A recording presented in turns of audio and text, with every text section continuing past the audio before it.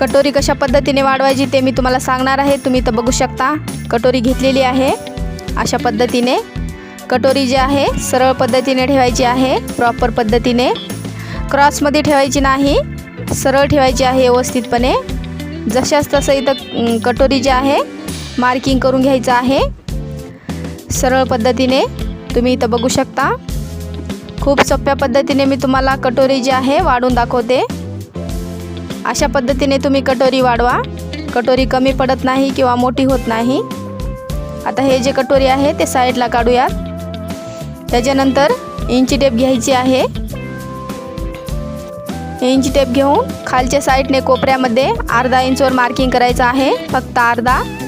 इथं तुम्ही बघू शकता। त्याच्यानंतर गळ्याच्या साईडने फक्त अर्धा इंच घ्यायचा आहे, अर्धा इंच। त्याच्यानंतर खालच्या साईडने हुकाच्या साईडने 1 इंचवर मार्किंग करून घ्यायचं आहे। गळ्याच्या साईडने अर्धा घेतलेला आहे, कोपऱ्यामध्ये अर्धा घेतलेला आहे, हुकाच्या साईडने 1 इंचवर मार्किंग करून घेतलेली आहे। तुम्ही इथं बघू शकता प्रॉपर पद्धतीने। त्याच्यानंतर इंची टेप घ्यायचा आहे। ज्या ठिकाणून आपण 1 इंच मार्किंग केलेलं आहे त्या ठिकाणून इंची टेप पकडायची आहे, क्रॉसमध्ये 2.5 वर मार्किंग करून घ्यायचं आहे।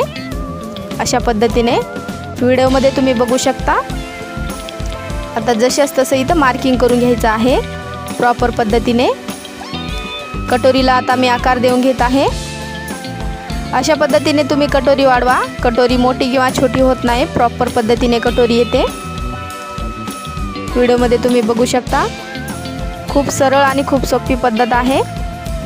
अशा पद्धतीने तुम्ही ट्राय करायचं आहे। त्याच्यानंतर हे मी तुम्हाला कटोरी कट करून दाखवते।